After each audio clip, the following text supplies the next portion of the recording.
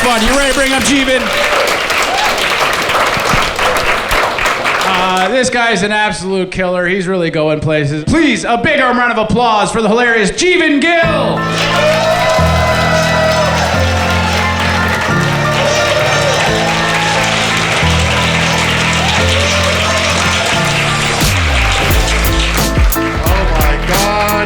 Thank you so much for being here. I am so excited that you're here. And if you haven't seen me before, I am 6'7". Let me just get it out of the way now.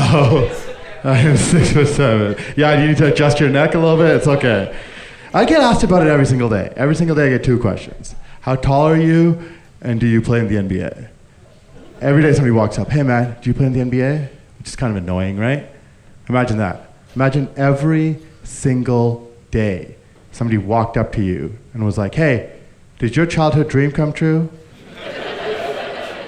No? Okay.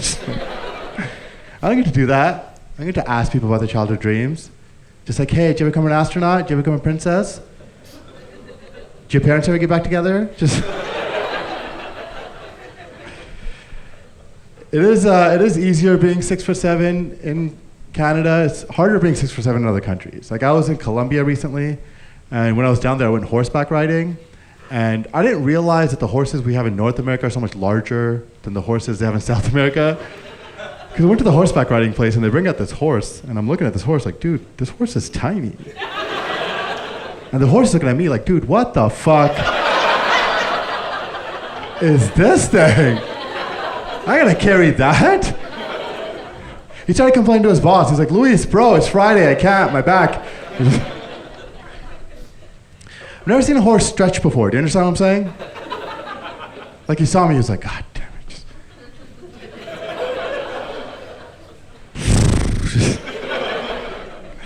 He was sitting there afterwards smoking a cigarette with his friends, just like, dude, I can't with this fucking job, man.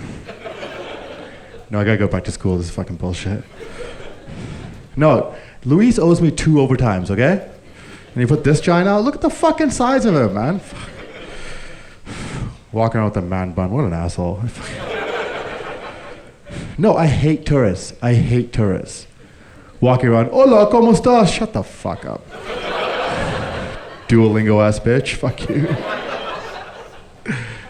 Actually, I bought a picture with me. Look at this. That's me on the fucking horse. Look how fucking dead that horse looks. I look like I'm riding a bike without training wheels, just like. The whole time the horse was looking back at me like, dude, you should be carrying me. What the fuck is going on? Did that one not work? Over there, shit, my bad. It's a taping, I get to use the TVs, it's cool.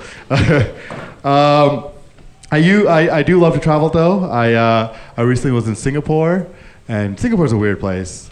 I don't know if you guys know what the punishment for marijuana use in Singapore is. It's death, yeah. Yeah, they hang you. Isn't that wild? Yeah. Isn't that crazy? Isn't it crazy that the Singapore government hangs you for something the Canadian government said was essential during a pandemic? Is that crazy? I was talking to people there, they're like, our government hangs us for marijuana use. I was like, our government delivered it to our house.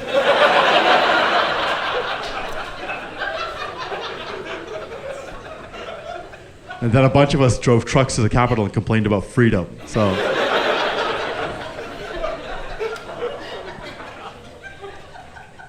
Right, so I was talking to people there and I was like, so you guys don't smoke marijuana at all, do you? And they're like, no, we still do. I was like, seriously? You guys are risking death for weed? It's not that good. I was like, dude, I have 3 weed stores on my street. If it's raining, I don't go. Like, you guys are risking a hanging? It's wild when you come back from a country like that and you look at stuff differently. Like I went to the weed store after coming back from Singapore, and I was looking at stuff really closely because I was like, this is crazy that we can do this. And I noticed something. Do you guys know that there's nutritional facts on the edibles at the weed store? Who is that for? Who's walking into the weed store like, ooh, 30 grams THC, ooh, 5 grams of fat? No, I can't. watching my figure. I'm happy to be back in Toronto, though. I'm not originally from here. I'm from Vancouver, but I've been living here for a little while. You guys have a weird city, man. Like when I first moved here, I had to go to your children's hospital for work. We have a children's hospital back home. It's called the Vancouver Children's Hospital, which I used to think was a pretty straightforward name. Then I saw yours. What do you guys call your children's hospital? Sick Kids. What kind of a fucked up name?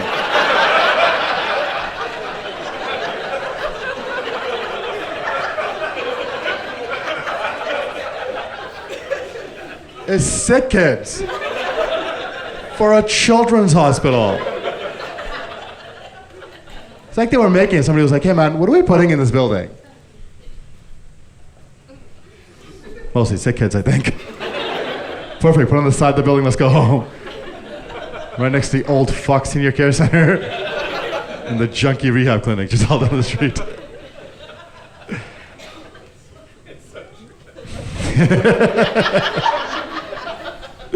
Man, lots of drugs in Vancouver, as you might know. You can really tell the difference of the drug cultures in the two cities by the homeless populations, because the drug of choice in Vancouver is heroin, and you can tell in our homeless because all they do is sleep. And it's just like these deep heroin sleeps. I don't know if you've ever seen. They look kind of comfortable, actually.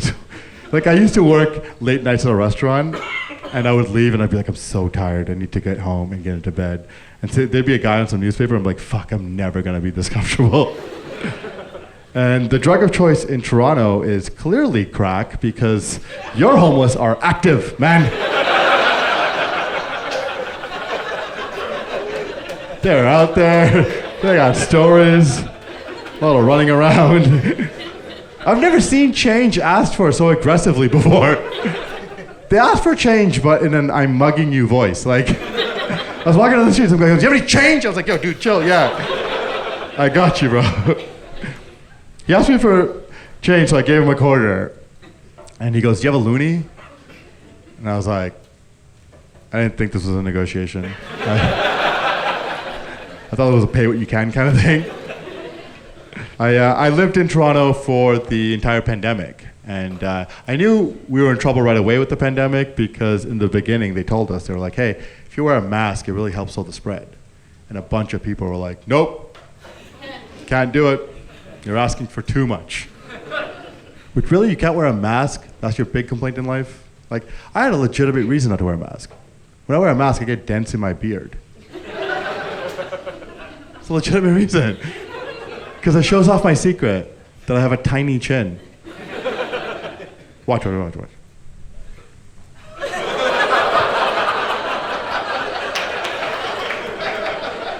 think it was easy to walk around the grocery store looking like that? It wasn't. But I still did it. Man, I take the subway a lot in Toronto. We have a subway in Vancouver. It does this really weird thing. It works.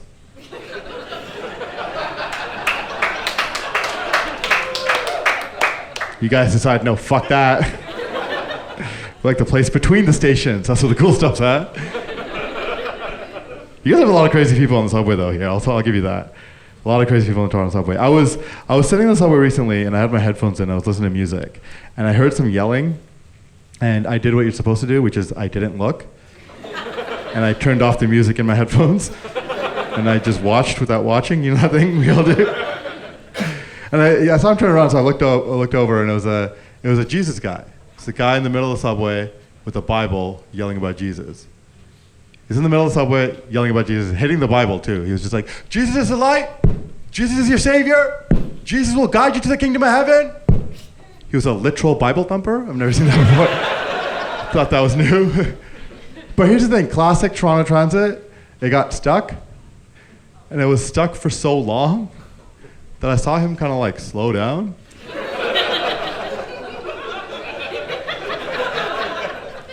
Like look in the distance. And here's the thing, I'm a comedian, I've been a comedian for years. I know what that look is. I was like, oh, you ran out of material, motherfucker.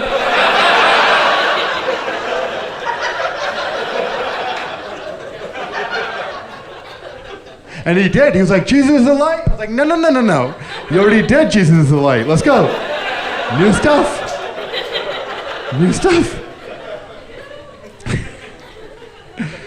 My favorite thing about the crazy guy on the subway is that he always remembers his stop. Is that wild? Like, I'll be listening to a podcast sometimes and I'll miss my stop. This guy's delivering the message of the Lord. And in the middle of it, he's like, Jesus is the light. Jesus is your savior. Oh, Sherburne Street, that's me. All right, gotta go.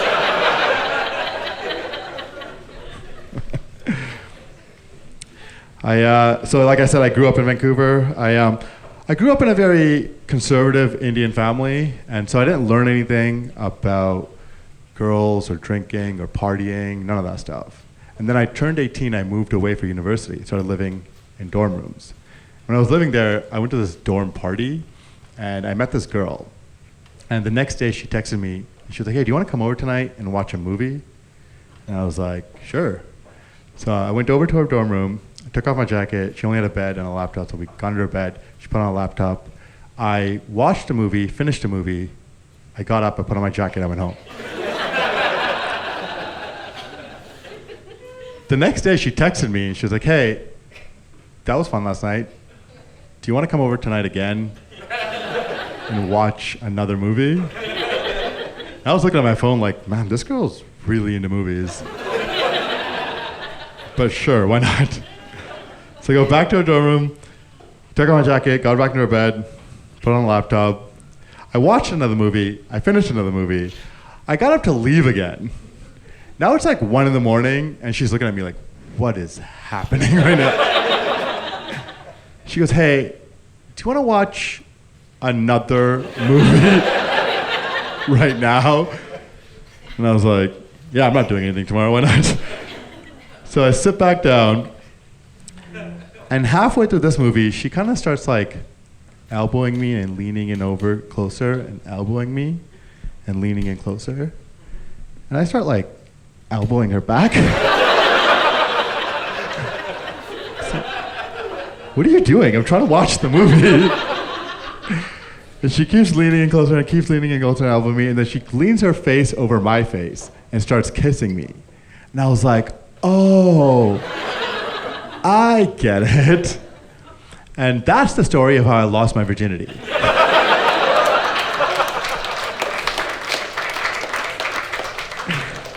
You guys don't understand, this is before Netflix. She only had 3 movies. Halfway through the third one, she's like, I gotta do something. This is my move. I put on a movie and I wait. I've never had to do anything else before. The 3 movies were in order: Titanic, The Notebook, and the one that did it, Zoolander. I lost my virginity. Will Ferrell's in the back going, Hansel is so hot right now. Man, I'll tell you this about losing my virginity. It did not go that well. I'll tell you what happened. I missed the hole.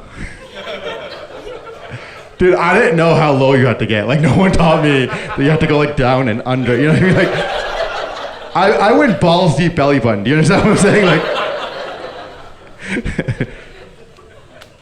I want to say I've gotten better, but not really. I'll be honest. I have had more adventures. I've been more adventurous. I had a threesome. 2 guys, 1 girl.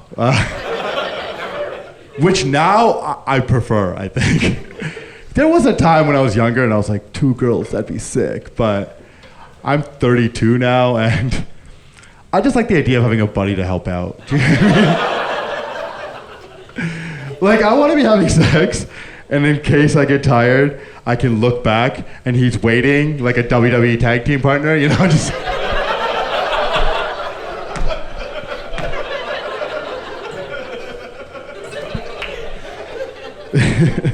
And if I do get tired, I can make that walk they do, get the tag, you know what I'm talking about? Like with...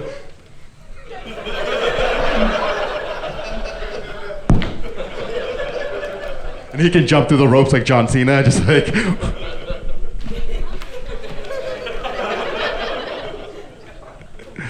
Just, you can't see me on the pussy, just like... That was a really deep WWE reference for like 3 people over there. Here's how true that joke is. I got tired just doing that. I'm just... By the way, I want to make clear that was a joke. I do still want a 2 girls threesome. I want to make sure that's out there. I keep asking my girlfriend, it's not happening, but I keep hope alive, you know?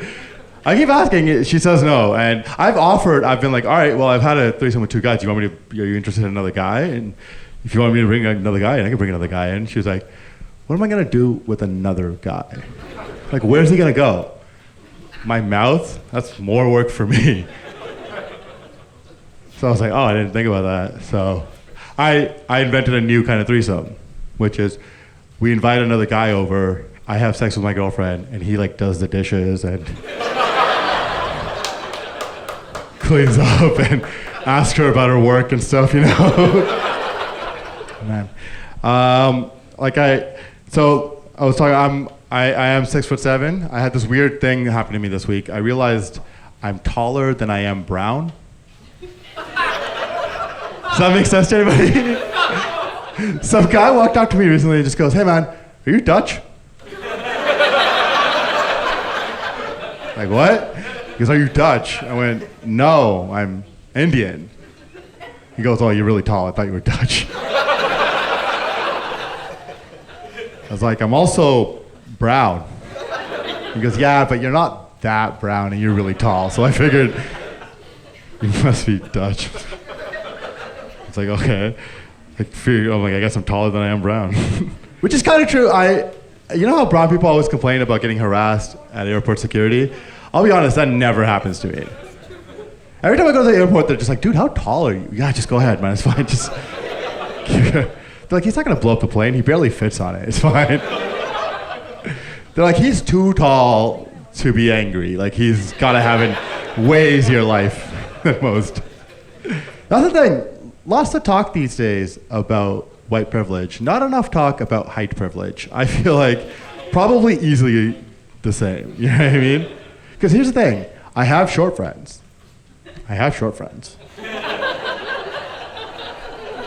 Some of my best friends are short. My short friends tell me about their problems, and I listen, because I'm a good tall, you know?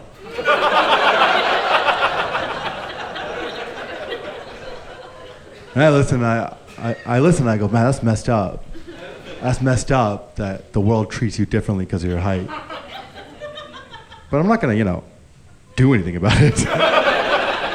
System's working pretty good for me, so let's keep it the way it is. Like, even if anybody tried to do a change, like, remember last year, all the girls said they were gonna start dating short guys? Do you remember that? Yeah, short king summer, you remember that? They're like, short guys haven't had it too bad for too long. We're all dating short guys. It's hashtag short king summer. That's what they called it online. Hashtag short king summer. I was online like, whoa. Hashtag all heights matter, okay? Let's not get carried away here. I am Indian. Lots of Indians in Canada these days. And white people are not happy about it. A lot of hate for us online. I don't know if you know.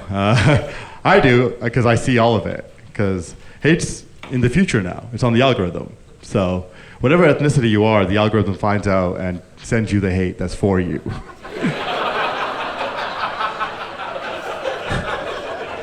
It's like Amazon. It's just like, people who are affected by this hate were also affected by this hate, and this hate's like... The most common hate I see online for Indian people in Canada is people saying that they don't recognize Canada anymore. They're just online like, I don't even recognize Canada anymore. I don't even recognize Canada. It looks like India. It doesn't even look like Canada anymore. It looks like India. I don't even recognize Canada anymore. Which is hilarious, because when Europeans got here, they got off their boats, they looked around and they were like, hey, Indians. So arguably, Canada's looked more like Canada than it has in 400 years.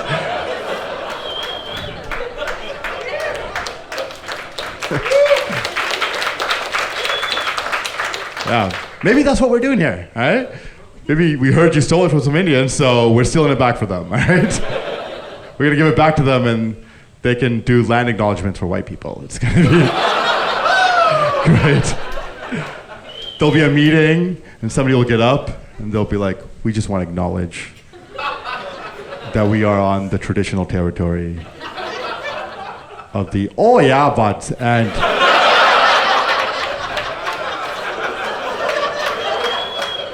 the unceded territory of the just giving her voice.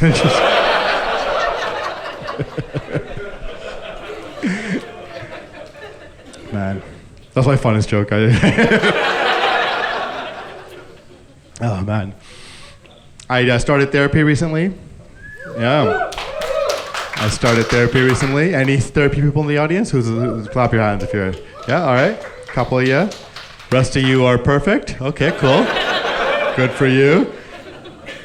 I started therapy recently, and I found out that I have anxiety. It happened fairly quickly. My therapist told me I have anxiety. She called it my mental health issue. She goes, you have anxiety. That's your mental health issue. There's anxiety. That's your mental health issue. And I was like, okay, maybe. But I kind of feel like if you live in the world we do and you don't have anxiety or depression, like, clearly that's an issue, is it not? What are you, walking around fine? Pandemic, war, social media. It's like, no, it's going great. I feel like if you live in the world we do and you don't have anxiety or depression, you should see a therapist because clearly something is wrong. Pandemic, war, social media, and bills. It's fucking amazing.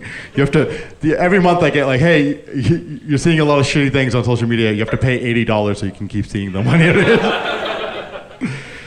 Man, I also found out I have ADHD, which that one I did know about. Because ADHD is the only disease where all of your friends tell you have it well before any doctor does. That's actually the test. You just walk into a doctor's office and they just go, hey, are all your friends annoyed by you? Yeah, you have ADHD. Here's how I knew I had ADHD. Somebody gave me the number for a specialist who deals with ADHD, and it took me 2.5 years to make the appointment. I did learn in therapy that going to therapy is a lot like going to the mechanic with one big difference. It's like going to the mechanic, they put your car up, and they get under it. They're like, come here, let me show you something. See, your problem is you got a crack in your axle. It's because your father was distant. And your right wheel is loose. That's because your mother is overbearing. And you getting bullied in high school, it's a carburetor issue. That's why that keeps overheating. And you're just under there with them. You're like, oh, interesting. Okay. Can you fix it? Oh, no, we don't fix things here.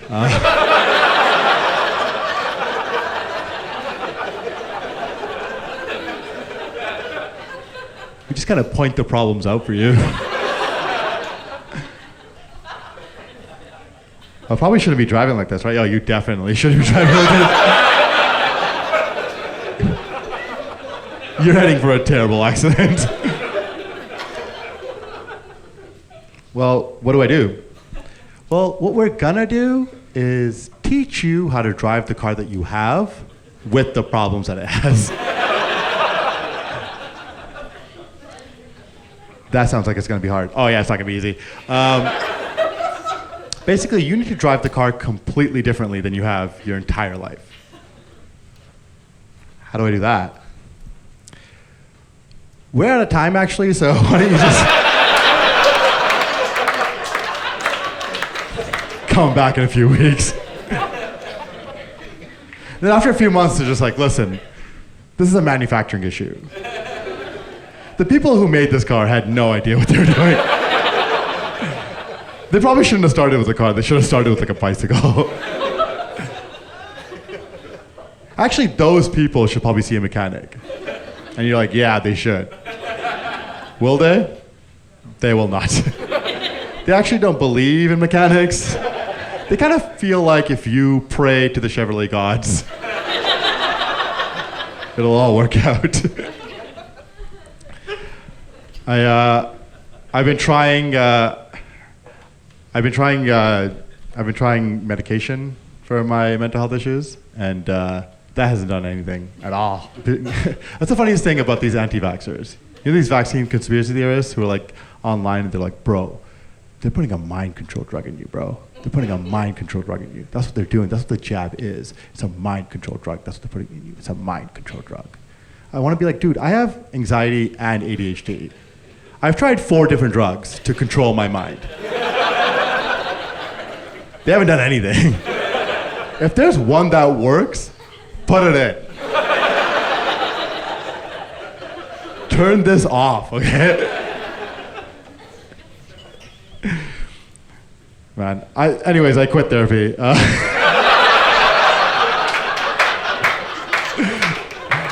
I started it recently, I quit it more recently. Because here's what happened. I'll tell you what happened. I realized that I'm right.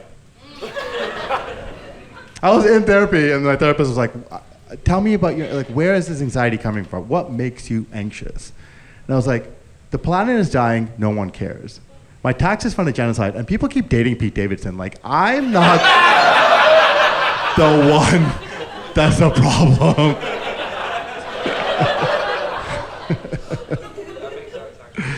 Yeah, this guy's on top of it. Oh man, I think therapy is good though. You should go. I learned a lot in therapy. I think I learned too much, if I'm being honest with you. Like, cause I'm 32 now. I'm at that age where all my friends are having kids, and a lot of my friends have kids, and they want me to have kids with them.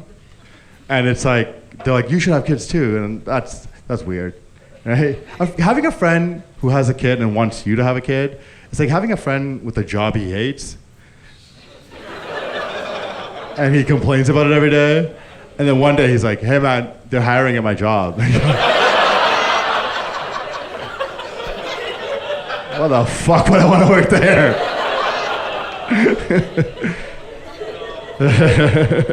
I think, I know too much about like what happens during childhood to have a kid now, I think. Because my friends will say this to me, they'll be like, hey, you should have a kid. I think you'd make a really good dad. I think you'd make a really good dad. And I was like, that's true. I think I would make a good dad. But the thing is, I would want my kids to be excellent. And I know, if I know anything, good parenting leads to mediocre children. Do you know what I mean? Like, if you look throughout history and anybody who's achieved excellency, they had shitty parenting. In any field. Dude, Barack Obama, Michael Jackson, Jesus Christ, like all of them. Fucked up parenting. Dude, Steve Jobs' parents abandoned him at birth. Like, do you want middle management or do you want the iPhone? Like, you know what I'm saying? Like, do you think LeBron James would be in the NBA if his father was around? Nope. That's where it comes from, man. He's just dribbling down the court like, where's my dad? Why isn't it here? Dude, LeBron has a kid, okay? And his kid like plays in college or something. I was watching this video where his kid took the last shot to win the game and he missed. And he was really sad about it. He was sitting on the bench and LeBron comes over. He's like, hey, buddy, it's gonna be okay. It's gonna be okay, man. You played a great game, you passed to your teammates, and sometimes the last shot doesn't go in. It's gonna be all right. And I watched that, I was like, man, LeBron's a great dad. And that kid's never making it to the NBA. That kid's not gonna have what it takes, dude. It's like going to the gym while you're in a happy, healthy relationship. You ever done that? You ever gone to the gym in a happy relationship and been like, is this really 40 pounds? What the fuck? No, dude, you need that fucking heartbreak, you know? Like, dude, I'm in a happy relationship. This is fucking soft under here. There's nothing, man. I almost wore Spanx for this fucking recording, okay?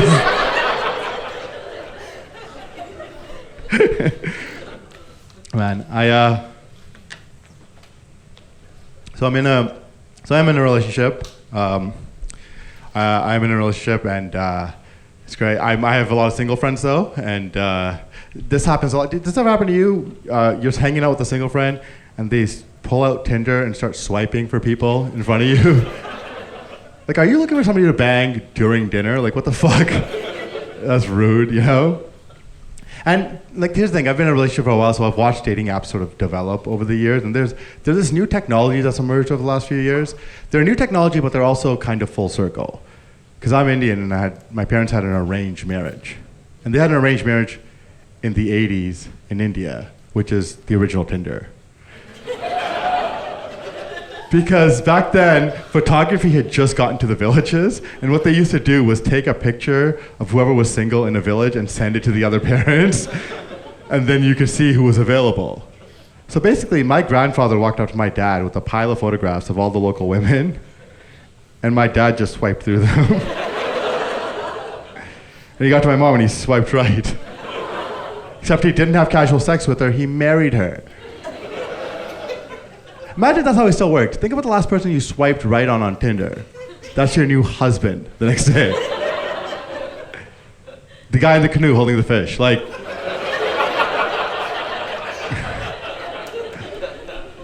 or the guy you thought was the cute guy in the middle of the group photo, turns out he's the ugly guy on the left. Or the guy you didn't even think he was cute, he just had a cute dog. You swipe right, get married, find out the dog's not even his.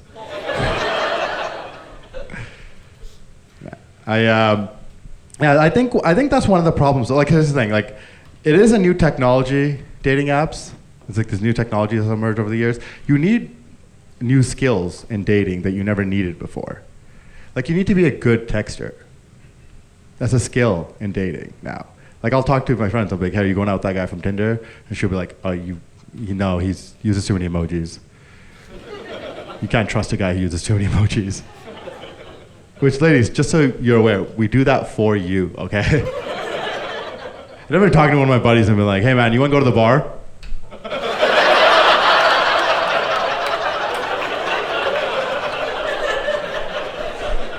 It's never happened before. I think one of the problems in dating apps is that it's a text conversation right away. You match with somebody, and the first form of communication you have is a text conversation. And that's not a genuine form of communication, right? Because everyone texts the same on a dating app. You get a notification that has the text in the notification, so you read the text in the notification without actually opening the text, so they don't know you've read it.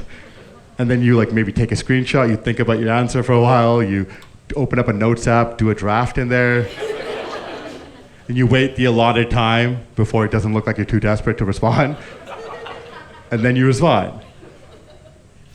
And I know there's people in here who just like get a text and then open it right away and then respond. And I just want to say on the behalf of the rest of us, what is wrong with you? How do you live like that?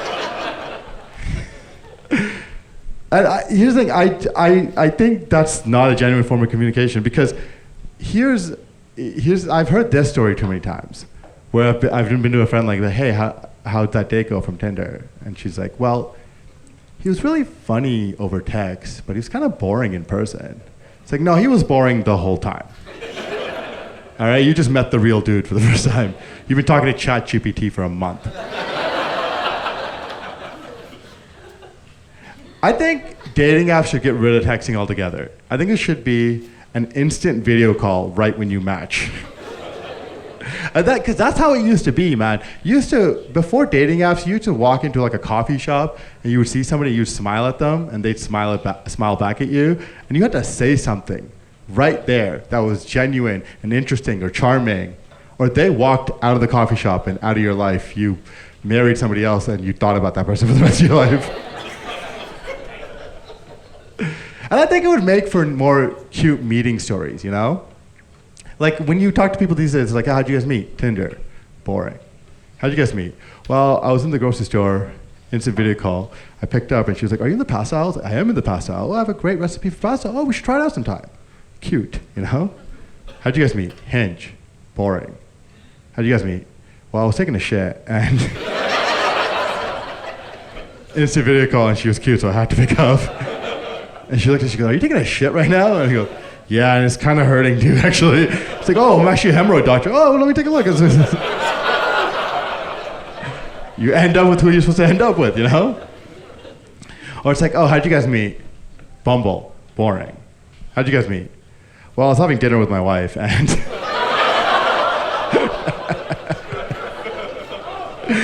No. I think the other problem with dating apps is it's just too much choice. Like, there's way too much. You're not supposed to be talking to that many people who are attracted to you at one point. You know what I mean? Like, I talk to all my female friends, and their dating apps are just hundreds of matches. And I talk to my male friends, and their dating apps are just like tens of matches, and which is still too many. You know what I mean? Like, it's just, you're talking to too many people. So it's just, my friends will complain to me. They're like, oh, you're so lucky in a relationship. It's so hard being single in 2024. It's so hard being single in 2024. I'm like, it's not hard being single in 2024. It's fucking amazing being single in 2024. It's hard getting into a relationship in 2024. That's the difference. Because you always needed 3 things to get into a relationship. You needed to be attracted to each other, you needed chemistry, and you needed a little bit of desperation. Like, you need to have been single for so long that you're like, please talk to me, somebody, I'm so lonely. And that's what Tinder took away. You just talk to somebody all the time now. So it's like being single used to be like walking through the desert thirsty for water. You'd be walking through the desert, you're like, oh my God, I'm so thirsty. God, I'm so thirsty, I need to find water. I'm so thirsty. And then you would see some water, and somebody would be like, there's some water. And somebody else would be like, that water has a boyfriend. And you're like, God damn it, just... I'm so thirsty. So thirsty. Oh, that water's working on his career right now. Okay, it's just not the right time for that water. Oh, that water tried to poison me. Okay, stay away from that water. And eventually you would find this oasis, and it would be the most beautiful water you've ever seen. And it's because you walked through the desert to get it.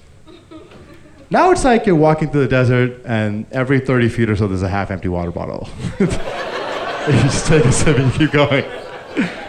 And if you do find a water bottle, like, you really like this water bottle, but the water bottle from last week is still texting me. The water bottle over there I want to get talked to. And eventually you're just like, I don't really like labels on my water bottle, if I'm being honest.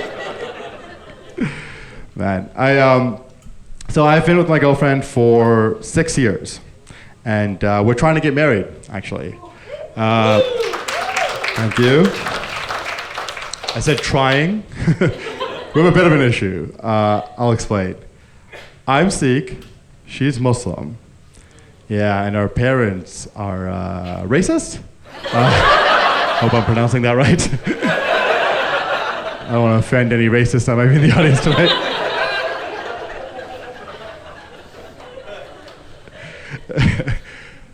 And here's the thing, it's weird when your parents are racist, right? Because I grew up Indian, and I'm still Indian, I don't know why. I don't know why I said it like that. That'd be weird, right? You turn 21, you're like, Norwegian, what the fuck? But no, it's still Indian. Nope, still Indian. No, but I grew up Indian, and I grew up watching Bollywood movies. And what's every Bollywood movie? It's a young couple, and they can't be together because of like race, or religion, or caste, or something prejudicial, you know what I mean? Like something about that person that they can't change. It's never anything about the relationship that's an issue. You'll never see a Bollywood movie where the parents are like, well, honey, it's just that he's manipulative and you're codependent, so we don't think it's gonna work out. Never a Bollywood plot. It's always like, oh, honey, it's just that we hate the people that he is. And then what happens? They sing 2 or 3 songs, and the parents are like, you know what? You make a good point. And then they can be together. And I would watch this growing up with my parents. And my parents would look at me, they'd be like, good movie. Good lesson in that movie. I was like, okay.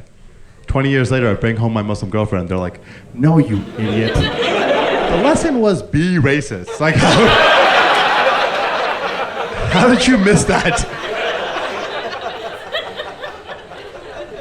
That's when I realized that I don't think my parents have been watching the movies right. Like, I don't think they realized who the villains were. I think in my parents' eyes, every Bollywood movie is just a heartwarming tale about two courageous parents.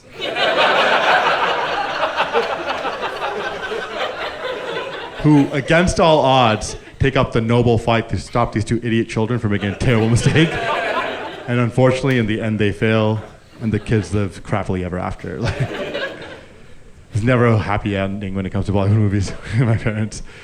Okay, I'll explain. Let me explain what the problem is between Sikh people and Muslim people. It's just so like when I brought my girlfriend home, my mom sat me down and she goes, "Listen, it's just that the Muslims killed 3 of our gods." Yeah, so in Sikhism, there's 10 gurus, 10 messengers from God, and the Muslims killed 3 of them. And my parents hold this against my girlfriend. Which makes it really hard to talk about my problems with my white friends, because my white friends are like, oh, I gotta take my boyfriend home to meet my dad, and my boyfriend's a Bruins fan, my dad's a Leafs fan. It's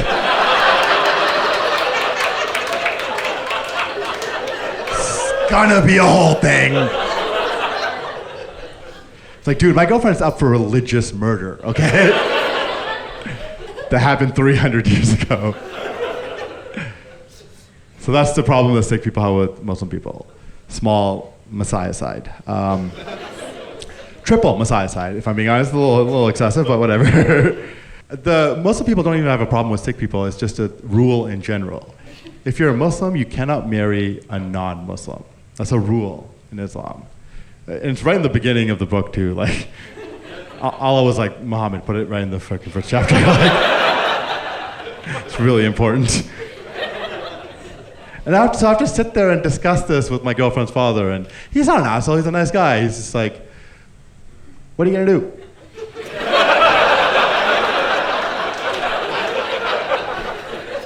I like you, but Quran, page 3, line 14, like, how you gonna argue against that? And I have to sit there and be like, I don't know, true love and happiness? And he's like, what do you think, this is a Bollywood movie? Get the fuck out of here. I know what you're thinking, like, Jeevin, it doesn't sound like a big deal, just have both ceremonies. What's the big deal? And to that I say, if only it was so easy. Because here's the thing, my girlfriend's parents, they want me to convert to Islam, because you can't marry non-Muslims, like just convert over and you can marry. And that sounds like a lot, but that's until you realize what a Muslim conversion is. A Muslim conversion is weirdly easy. I don't know if you know, but a Muslim conversion is one sentence that you say 3 times. It's called a shahada. It's one sentence you say 3 times, you repeat it 3 times, and then you're Muslim. That's it. That's the whole thing. It's one line, you go like, Allahim Gaib Lisan Misbalahi. You say that 2 more times, and you're Muslim. That isn't the sentence, by the way. That was Arabic gibberish from Dune Part 2. But we let him get away with it in that dumb movie, so I'm taking it. I don't give a fuck. But that's weird, right? It shouldn't be that easy to become Muslim. Like, it shouldn't be easier to become Muslim than it is to get a credit card. I feel like there's apparently 1.3 billion Muslims on the planet. But if that's your conversion, like, those are inflated numbers, you know what I mean? Like a Jewish conversion, that's work, man. Like, there's a whole, you have to go to classes, it takes a year, there's exams at the end, and I think the rabbi gives you a degree in geography or something. I'm not sure exactly I know it's a process. And also, you have to get circumcised. Yeah, you have to get circumcised. They're like, you want to be Jewish? Step up, let's see how bad you want it. Let's go. And you have to get circumcised as an adult. Completely different ask. You know what I mean? Like, as a baby penis, you can slice through that like new butter, no problem. But an adult, like, man penis, like, that's masturbated and fucked a girl from Florida, like, that's like slicing through an avocado you left in the fridge too long, you know what I mean? Like, So comparatively, the Muslim conversion doesn't seem that bad, is what I'm saying. Like, here's how easy a Muslim conversion is. There's plenty of non-Muslims that marry Muslims, and they just tack the conversion on at the beginning of the ceremony, like some sort of drive-through conversion, just keep the whole train rolling. So I'm like, all right, whatever, it doesn't seem like a big deal, I'll do it. But my parents, remember? The God murder? They're not over it. And so they're mad about it. And the other big thing is our parents will tell us, they're both telling us, like, you don't understand. If you marry somebody outside the religion, you'll get judged for it by other people in the community. Which is true. Those people exist. There are people in every religion who judge other people for how they choose to live their life. Every religion has them. There's a scientific term for it. They're called assholes. And it's amazing. There's, like, even tonight, like, I'm recording this, which means it's gonna go online, which means there's a clip of this that will scroll onto an asshole's page. They'll see that I'm a Sikh man dating a Muslim woman, and they'll leave some shitty comment like, Muslims don't belong with Sikhs, stay with your own kind, and scroll back. 15 seconds ago, I did not exist in this person's mind. I don't exist anymore because I'm gone, but in that little time, they left a little shitty comment. Yeah, you know those people that are like, if you do that, you're not gonna get into heaven. If you do this, you're not gonna get into heaven. They make you wanna go like, dude, are you gonna be there? Because if you're there, I don't fucking feel like going, to be honest. Like, you ever met a person so shitty they could ruin paradise? Like, they're like, oh, they're gonna, and these people end up controlling people's lives. Like, there's people that I know that will stand in the way of their own happiness on the off chance that when they die, they can go somewhere where they can be happy. Instead of just being happy here, that's also an option. But this went on for 3 years. 3 years, back and forth. Your God, my God, red God, blue God. And then COVID happened. And then we couldn't be together at all. And that sucked, dude. Like, I know people say, oh, absence makes the heart grow fonder, but I don't know whoever said that. They fucking full of shit. That sucked. And we just got sick of it. So we went to the only building that was open during the pandemic, City Hall. And in January 2021, we got married. So fuck you, love wins. I've been Jeevin Gill. Thank you so much for coming in, guys. You guys have been amazing. Good night.